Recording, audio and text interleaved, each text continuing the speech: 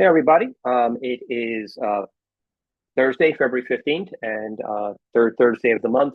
And it is ANC 5D's Zoning and Development Committee meeting. This evening, we have two applicants making presentations for zoning relief. We have BZA case 21096 for project proposed for 1127 Orange Street Northeast. That's in 5D03 single member district. And the second will be a BZA case 21091, proposed project for 828 21st Street Northeast. That's in 5D07 single member district. And just based upon chronological order of their upcoming hearing dates, we're going to turn it over to the applicants for BZA case 21096 first. First, I just want to welcome the commissioners who are here this evening, by the way. We've got Commissioner Hector Arbuckle, who's the chair of the Zoning Development Committee, and we've got Commissioner Anna Roblin here this evening as well. So welcome, guys. And anyway, I see someone else, SK, has joined. I'm going to promote the panelists. I believe that's our new volunteer for the committee. So who in attendance would like to present on behalf of 21096? I would ask to, Eric Great. DeBear. Hi, Eric. All right, I'm going to promote you to a co-host, and that should allow you the ability to share your screen.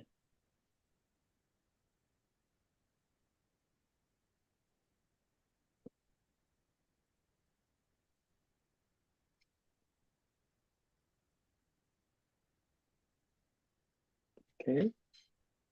Eric, you should be able to share your screen, and you can kick off when you are ready. Great. Oh, by the way, while you're getting ready, I want to put in a quick correction. At the end of last month's meeting, I mentioned that the Trinidad Farmers Market, and I said it was at the Joe Cole Rec Center, and that was completely wrong. It is actually at the elementary school. Completely. And I go there every single Sunday. So I just want to put a correction out.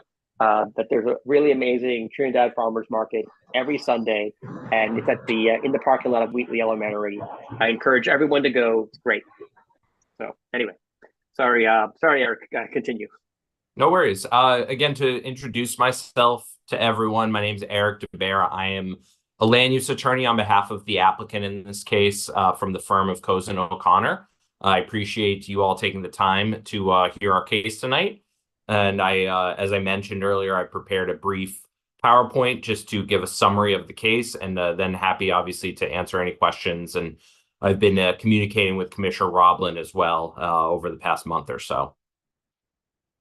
So the property at 1127 Orange Street is located at the corner of Morse and Orne. It is one block from Florida Avenue. You can see on the image here, it is the property that's highlighted in green, part of a large area of RF1 zoned properties, many attached and semi-detached row homes, but not far from Florida Ave, and then, of course, H Street, which is the neighborhood mixed-use zone at the bottom there.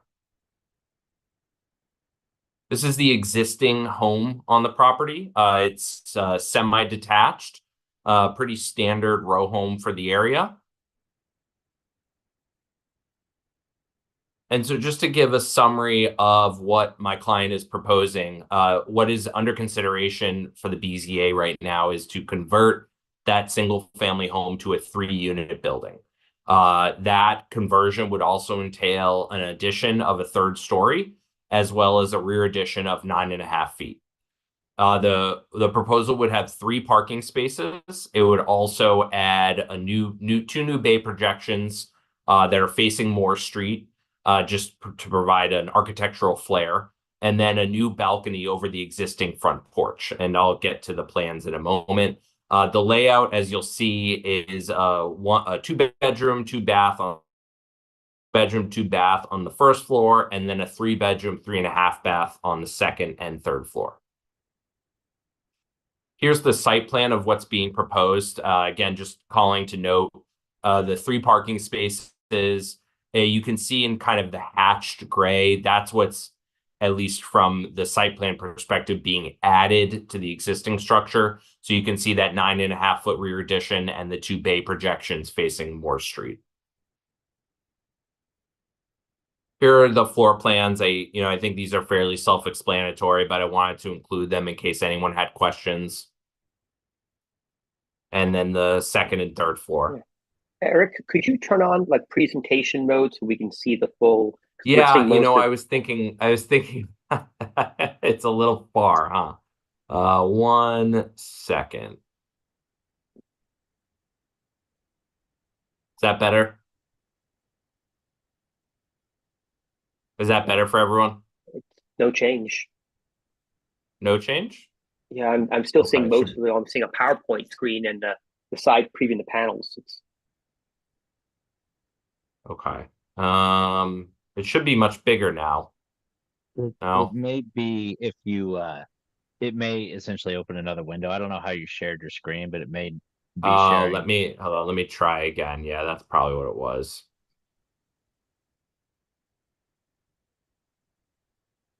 Is that any better? Yes. Yeah. Okay. Sorry about that. No worries. Okay. So again, the site plan, now that everyone can actually see it. And then we have the floor plans, which again, I'm happy to walk through at the end. I just wanted to include for conversation purposes if needed. I think these images are slightly more reflective of the project as a whole. You can see both the rear side along Moore Street and then the front elevation. You can see the 3rd-story addition as well as the rear addition and the 2 new bay projections that are provided on the side elevation. Here's a section. I did just want to note that the 3rd level addition has been set back from the existing mansard roof and dormer, which is consistent with the intent of the RF1 zone to limit alterations to the the rooftop architectural elements. We are adding that balcony on the existing front porch. So we are requesting relief from that, which I'll get to momentarily. But I did want to note that we are maintaining, at least in the eyes of the zoning regulations, that existing dormer and mansard. And so the summary of the BZA case is we are seeking, again, the special exception to convert an existing residential building to a multi-unit building, as well as to alter that existing rooftop architectural element. As I mentioned, it would not incorporate or include an alteration to the dormer or the mansard, but rather the addition of the balcony over the front porch is what triggers that relief. Otherwise, I did want to note that the project is totally compliant with the RF1 development standards. The proposed height with the 3rd-story addition will be 34 feet 9 inches with 35 feet permitted. The rear yard will be 20 feet with 20 feet required. The side yard on the Moore Street side will be 12 feet with 5 feet required. And there's plenty of lot occupancy remaining. We've only hit 36% with 60% maximum. That's partially due to an existing building restriction line on the property. So that guarantees that much of the property will remain open. And with that, I'm happy to open it up to any questions.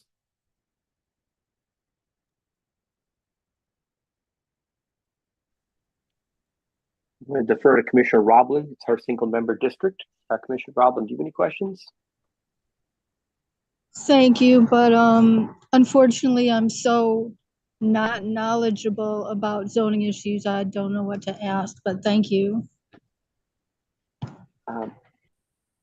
Eric, how many? So I noticed you've got 3 parking spaces. If you just walk down like 2 blocks or 1 block down the street, there's a very similar conversion at 1201 Staples Street.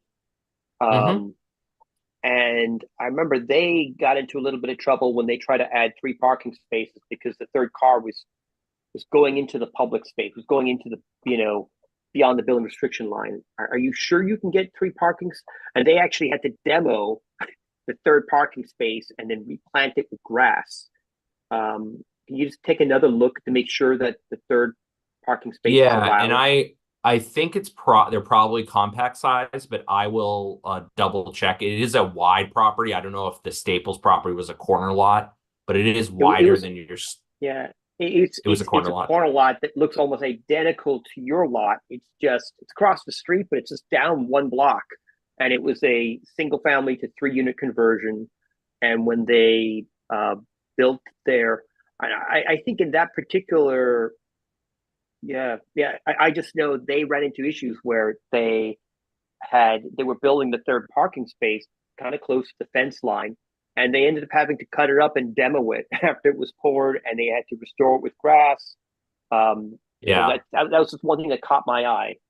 Yeah, and that's a really good question. I will raise that to the architect. I can tell you, I'm fairly certain that third spot that's closest to Moore Street is absolutely within the building restriction line. Now that spot isn't required by zoning, so I don't know how it would be viewed by public space since it's not a required spot.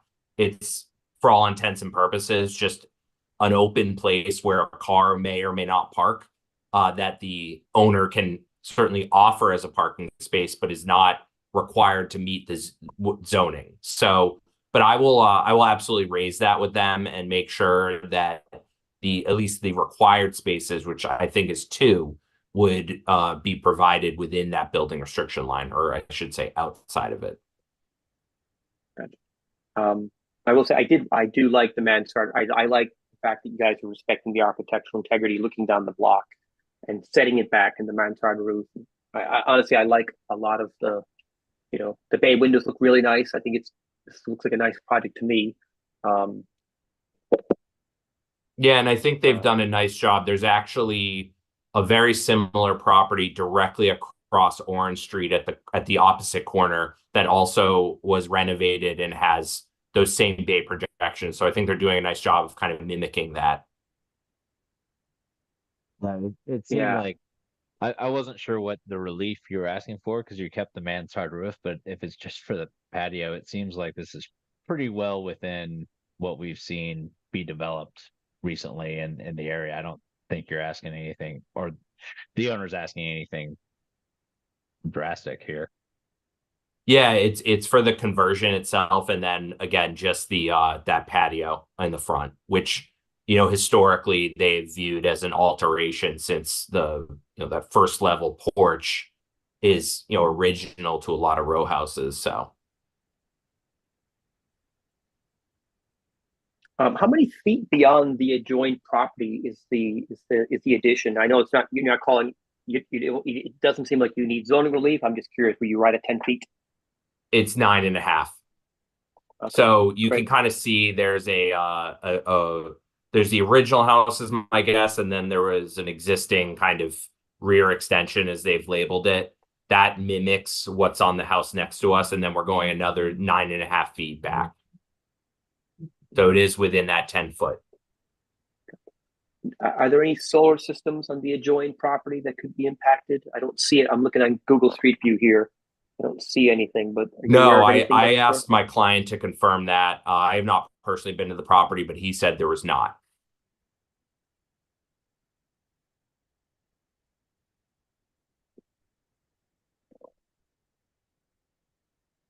Yeah, I don't have. I mean, honestly, and just for everyone's benefit, looked at the plans before the meeting, and what we see is a 3-bedroom up top, and then a 2-bedroom and a 2-bedroom. Do we have that correct? Yep. Okay.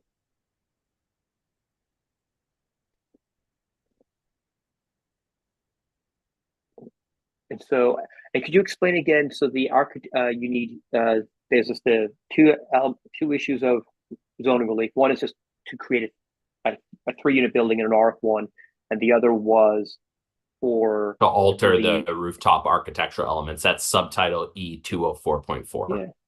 So even though that's just for that new balcony.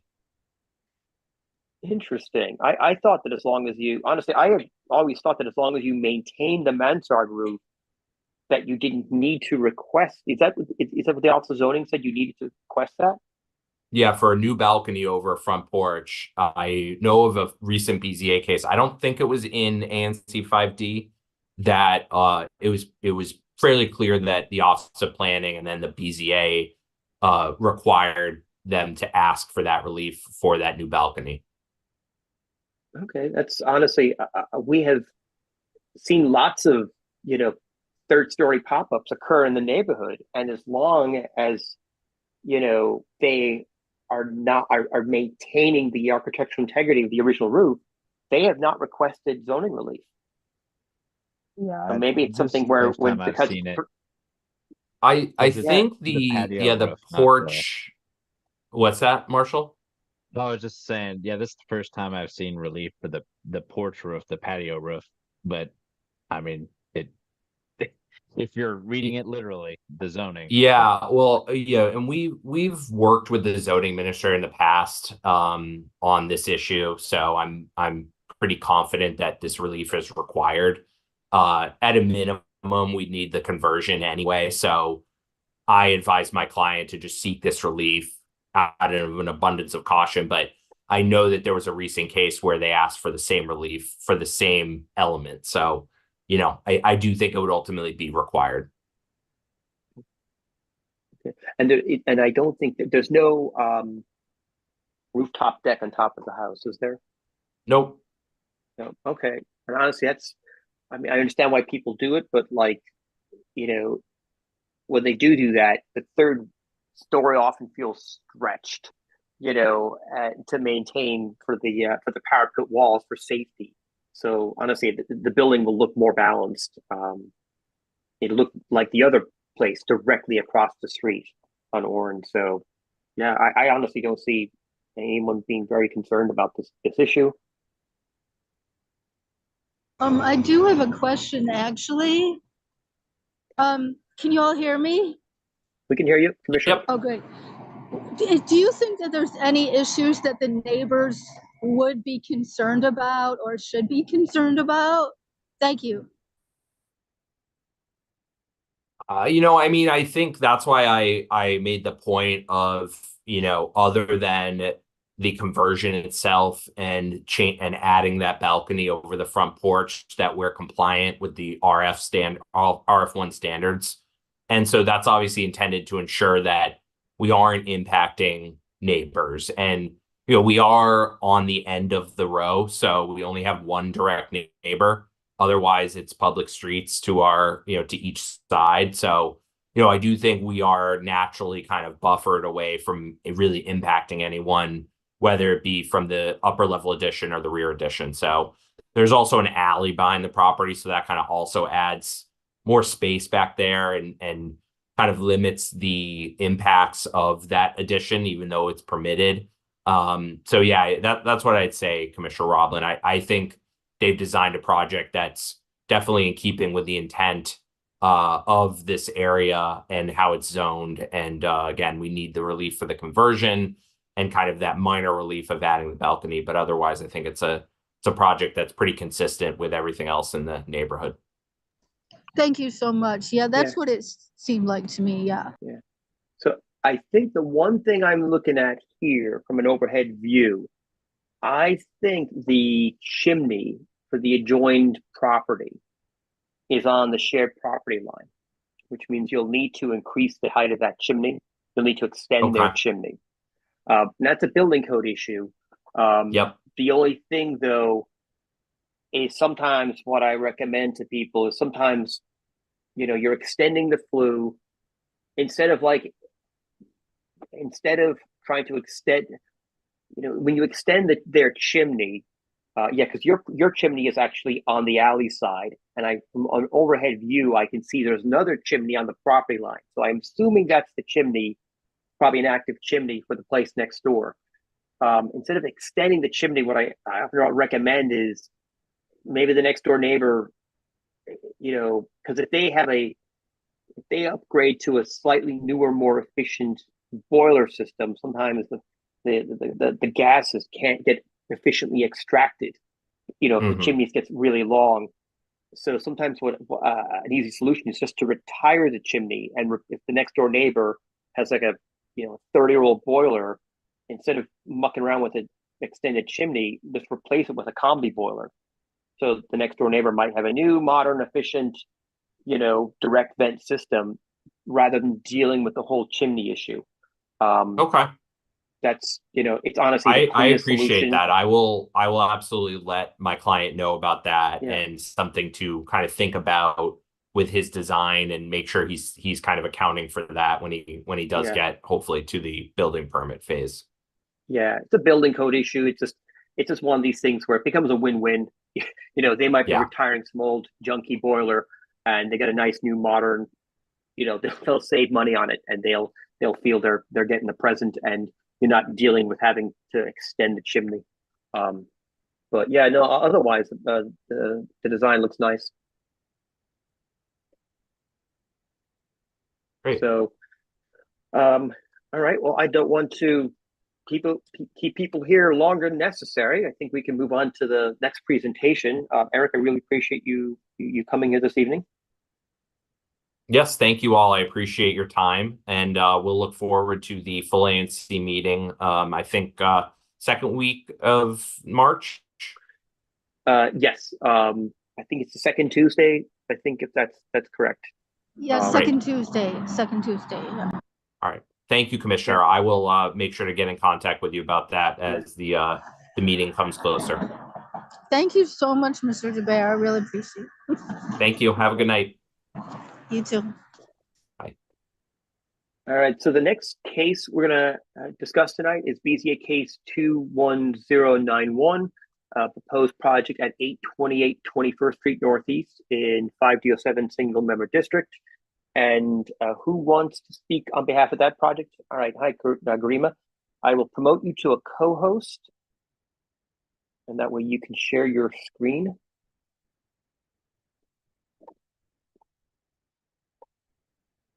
And I know I think you have your architect with you, so you or he or they can all speak to it. All right. Thank you so much. Are you able to you're see my muted. screen? Yes, I can hear you now. Good evening, everybody. I'm here from the architects team along with my colleagues, Michael Cross and Lizzie Stewart, principal architect and project coordinator. I myself am the project designer. And the applicant for 828 21st Street Northeast is requesting 2 areas of relief. The first is subtitle E207.4 for the rear addition that is exceeding 10 feet past the adjoining neighbor, and subtitle E204.1, to modify the existing architectural rooftop element. The subject property, as you can see on the location map, is located on the 21st Street between H&I Streets Northeast. That is less than a quarter mile from the streetcar along the Benning Road. This property is proposing to become a 3-unit multi-family structure with a 3rd story and rear addition, which we'll be discussing in the next slides. 2 units are proposed to be family sized, that are 2 bed, 2 bath, and the 3rd unit to be a 1 bed, 1.5 bath. Outside the rear addition relief that is being requested, the rest of the proposed volume is designed to be matter of right as allowed by this zone.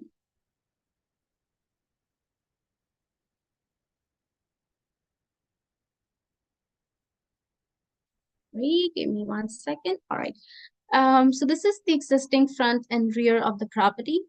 As seen, the property, the 21st Street, the structure, already has a taller 2-story facade compared to the reduced massing of the adjacent structures. The existing lot occupancy of the structure is about 26%. And the owner is proposing a rear and 3rd floor addition complying with the allowable lot occupancy of 60%. This is the proposed site plan. As shown, we are proposing an addition which projects about 26 feet beyond the adjoining neighbors, which is 16 feet beyond what would be allowed as matter of right. Again, The proposed footprint is conforming with the allowable lot occupancy of 60%. The zoning code requires only one parking space for this development. However, the owner is proposing 2 compact parking spaces in the rear, as you can see in the site plan. There is a dedicated trash space at rear of the property.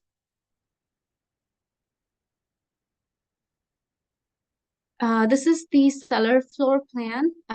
All 3 units proposed in this development will have private entries. This is the layout which shows the entry from the areaway towards the right, if you can see my cursor. This unit has 1 bedroom, 1.5 bath, and an office space in the middle, and the area is about 875 square feet. The existing foundation in the basement will be underpinned to provide adequate head heights to the new cellar units.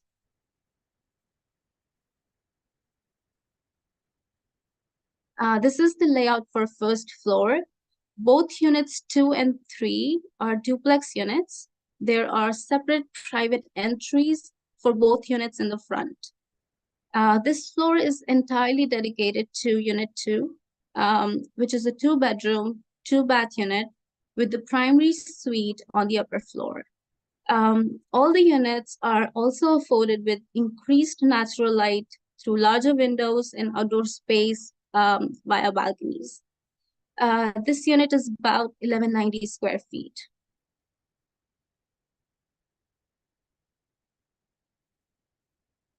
This is the second floor, which is split between unit 2 and unit 3. The front portion is dedicated to the living level for unit 3, while the rear portion is dedicated to the primary bedroom for unit 2. Again, as you can see on the floor plan, every unit would have access to outdoor space, either a full balcony or Juliet.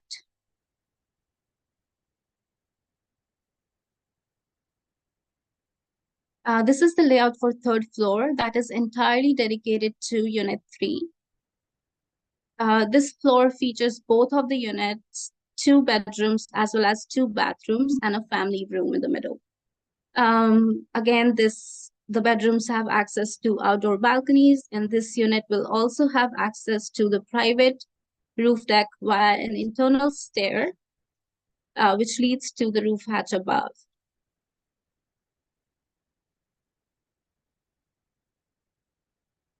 These are the proposed elevations. The applicant is requesting for a special exception under subtitle E204.1 to modify the existing rooftop elements in order to shift the existing mansard roof up to accommodate the increased second floor heights. The mansard proposed is intended to be keeping with the neighboring structures. The brick facade at the front of the building is proposed to be maintained and extended across the second floor expansion.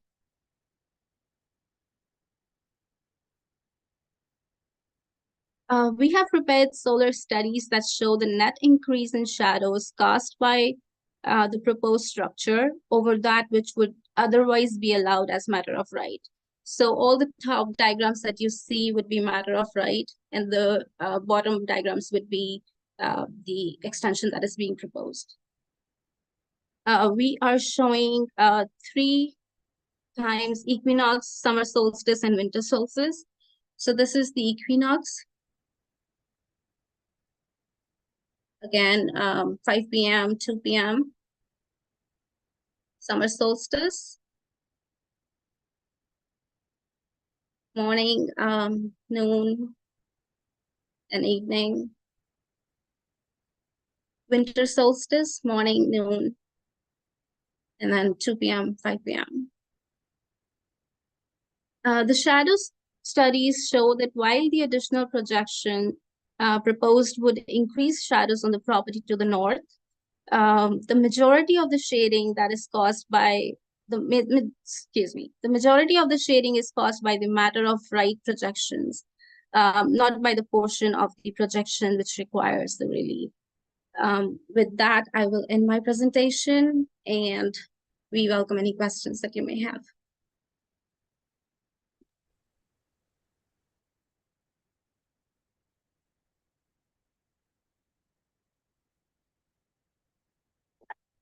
I have a question. The plans are showing almost a 4-story if you include the cellar, but 3-story plus cellar spiral staircase. Is that allowed?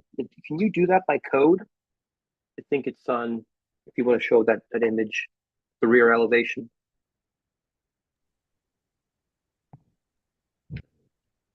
Yeah, I can speak to that if you're still able to hear me, and I do apologize for the technical issue tonight. Yeah, the spiral stair in the rear is legal.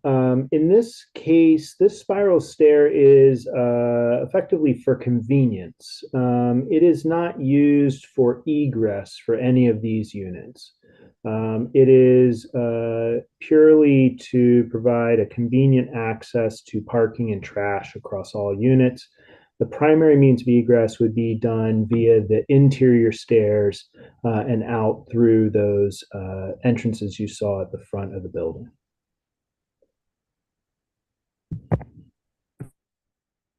Okay, so just to clarify, so is it if something is required for fire egress, would the spiral have not been allowed?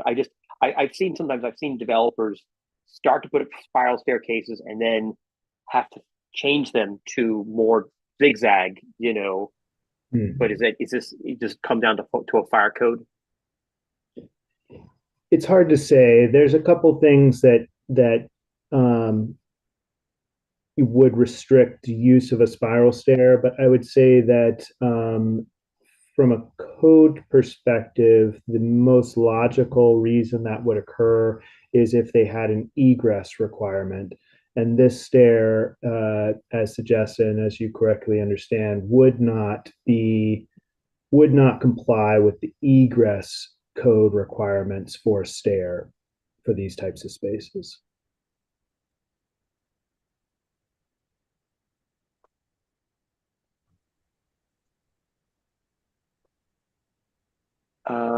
This is kind of a design question here, but I have a new development next to my house, and next at the rear of the property, they all have like 5-foot, it's at least 5-foot deep balconies, and they use them. They sit out there. They have little furniture sets.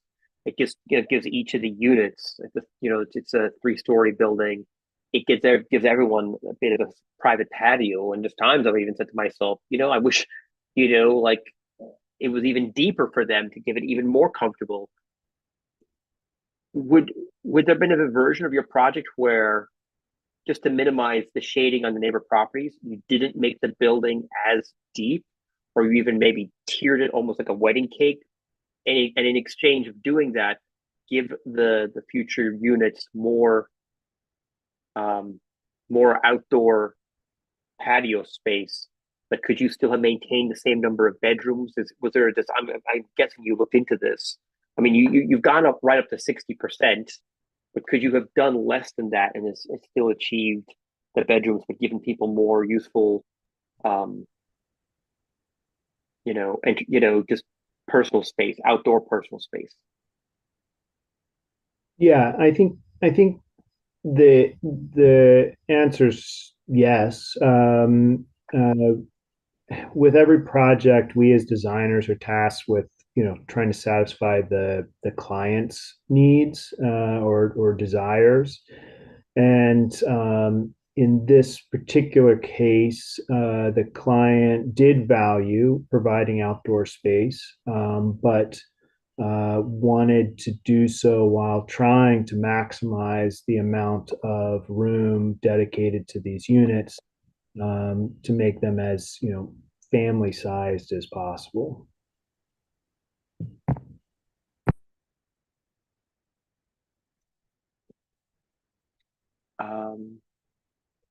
Is another thing that caught my eye. Is there room to bring, if there's 2 cars parked in the back of the house, will there be room to bring out the trash recycling containers between the vehicles once a week? And the reason I ask the question is because, my neighborhood, if it's a pain to get the trash containers out, then the neighbors sometimes will just park them permanently in the alley, and it becomes a bit of a public nuisance.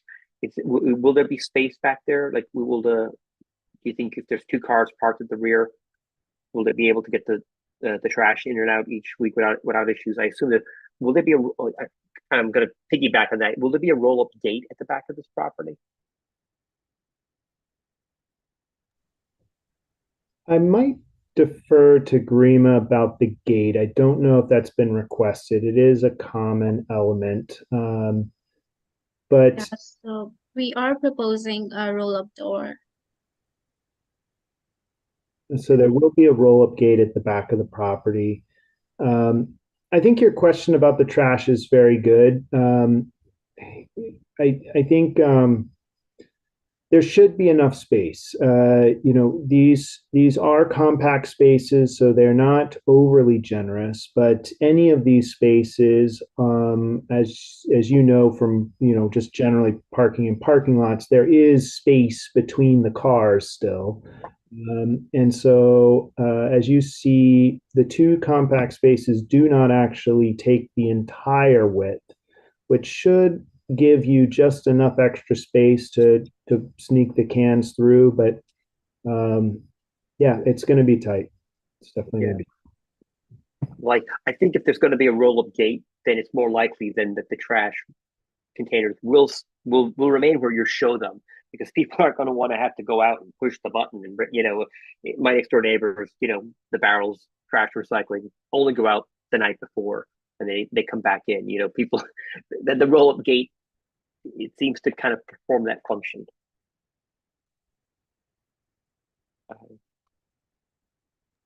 Well, and on top of that, I mean, it's becoming a 3-unit place, so there'll probably be more than 2 trash cans. So yeah, so there'll be a few of them. And I guess the way I keep thinking about it is taking the 60% is within right, and it's the extension so far beyond the neighbors that's really the in my mind the biggest ask. And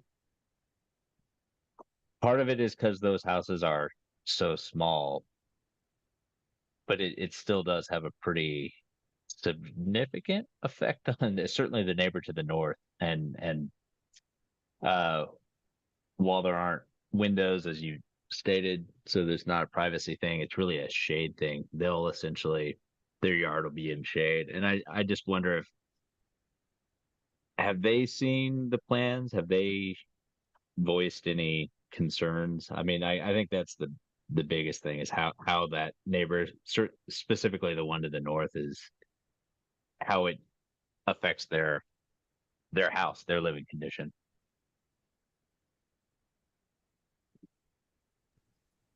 Yeah, Grima, Lizzie, do you recall if the client has gotten back? I know that they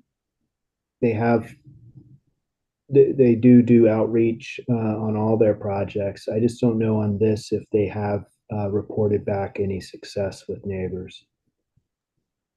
I don't believe we have any recorded information at the moment, but I do know the clients are reaching out and they are continuously speaking with the neighbors on both sides. But unfortunately, we don't have that information at the moment. I can speak to, I just pulled up an email we have directly from the client from 2 weeks ago, saying that she has spoken to and met both neighbors. She goes on to say that one is hopefully going to give us a letter of support, and the other one she's still discussing the project with. Unfortunately, I don't know which one is on which side. So we can discuss with our client more, but it does seem like she's trying to, speak with both sides and make sure that they're comfortable with the project. So we'll continue that conversation. And I wanted to just add, I think you're absolutely correct in identifying, the amount of projection past the neighbors is substantial here. And that is, compounded by the fact that the original structures are extremely short, very undersized for the lot of what you might expect. It does seem like the size building we're proposing is the size building that is being built in this area, although they are not, adjacent to ours. There are a couple others on this side of this block that have been built to 60%, but they seem to be at the bookend. So, they're kind of working their way in from the outside. We would be the first in the middle, I believe. And with the way that that piece of zoning is written, it kind of forces that. It's a sort of a domino thing where as one goes, then the next one can go. Then it's almost to get to that. And I mean that's it seems a little silly is not the right word, but as far as well, the neighbors have to go first and you have to wait for it to get down. That seems, I don't think that's the point of the zoning code, but it is about the, effect it has on your neighbors. So, I mean, in my mind, that's my biggest concern, I guess, is just specifically the neighbor to the north. Because I agree that, other buildings on this block are moving in that direction. And it's probably a matter of time, but in the meantime, people, live in the houses next door.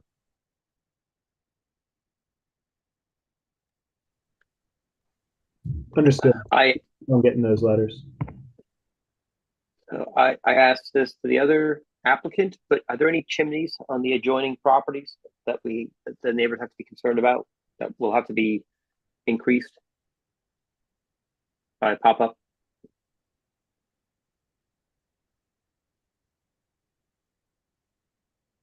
I don't see them from the overhead views. I don't believe so, but I can double check.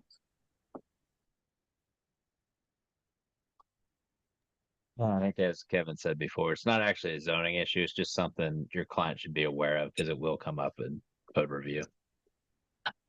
And if you're trying to get letters of support from the neighbors, I think it's nicer to offer them a new modern efficient combi boiler than some really ugly steel tube strapped to the side of your building to extend their chimneys up. I see that done, and the issue is, I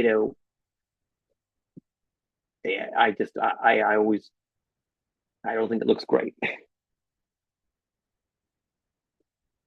Yeah, we'll Commissioner McCullum is the commissioner for this for 5D07, and so what we'll end up doing is we'll leave it to him to reach out to the neighbors. Because he usually likes to speak with neighbors whenever there's a project coming in next door. So you can expect that he'll probably reach out to them the next week or so.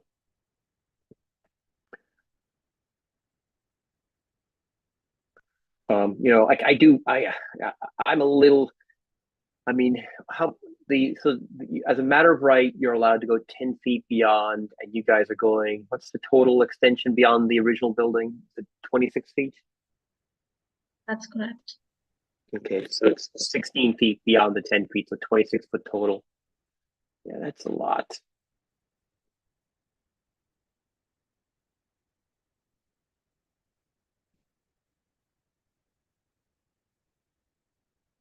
But we need housing. We need as many bedrooms as big as units.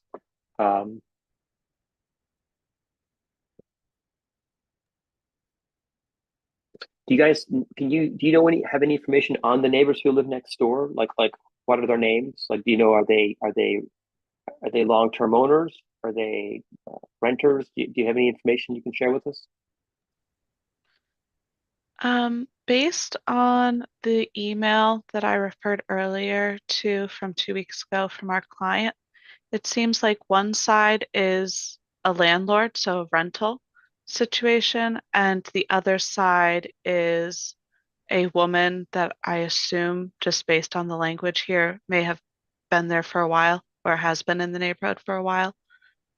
But I do not have their names. We obviously can pull up the tax records. Got it.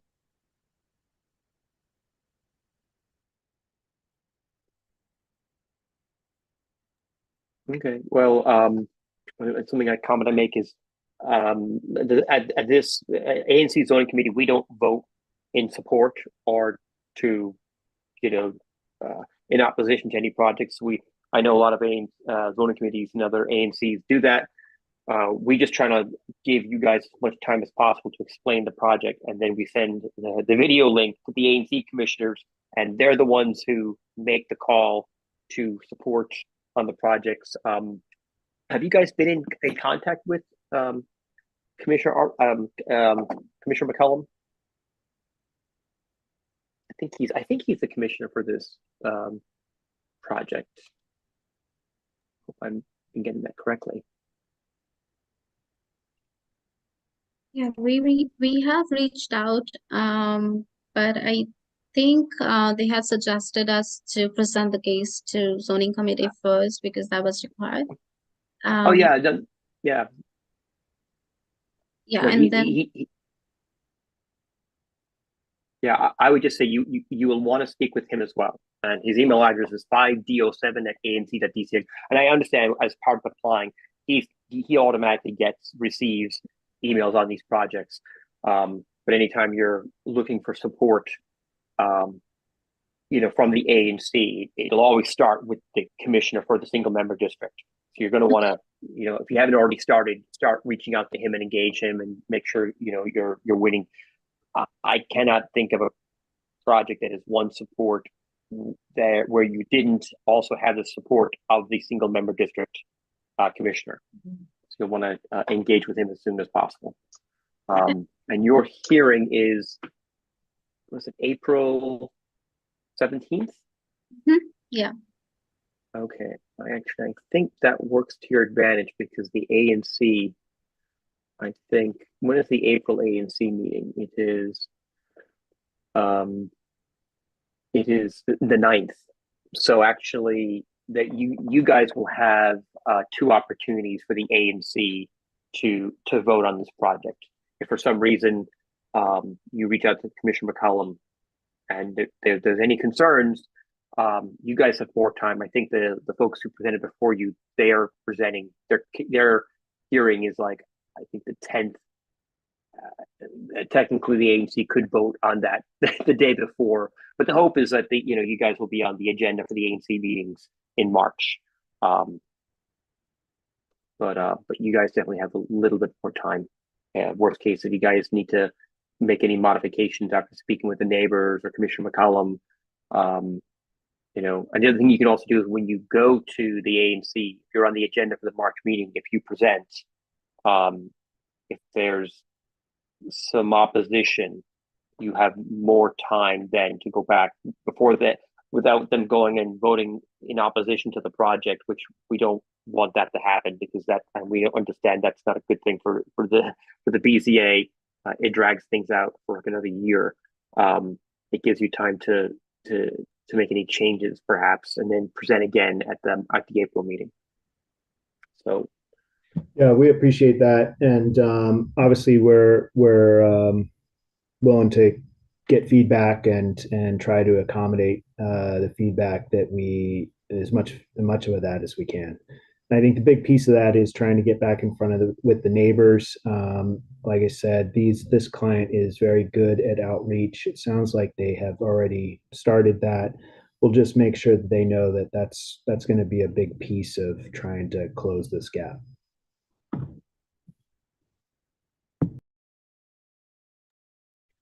Well, look, I really appreciate you guys coming this evening. I think that's all we have on the agenda for this evening.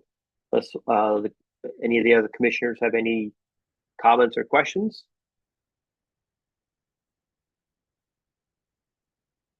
So, all right. Well, I'm going to sign off. I appreciate everybody coming and presenting this evening.